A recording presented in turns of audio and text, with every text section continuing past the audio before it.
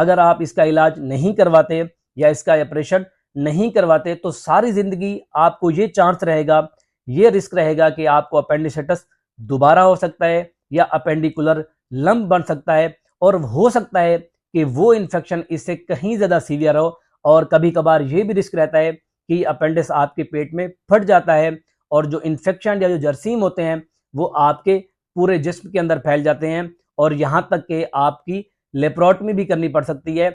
लेकिन अगर आप इसका इलाज करवाते हैं तो इसका इलाज सर्जिकल है। उसमें यह है कि पहले नंबर के ऊपर लेजर सर्जरी या लेप्रोस्कोपिक सर्जरी कराई जाती है, जिसको की होल सर्जरी भी कहा जाता है, और ये आजकल डे केयर के तौर पे हो रही है। मकसद ये कि आप एक ही दिन में एडमिट होंगे, आपका ऑपरेशन होगा और 24 घंटे में आप डिस्चार्ज होके अपने घर जा सकते हैं। और दूसरी जो होती है वो ओपन सर्जरी होती है, जो कि 5 सेंटीमीटर या 2 इंच के इंसिजन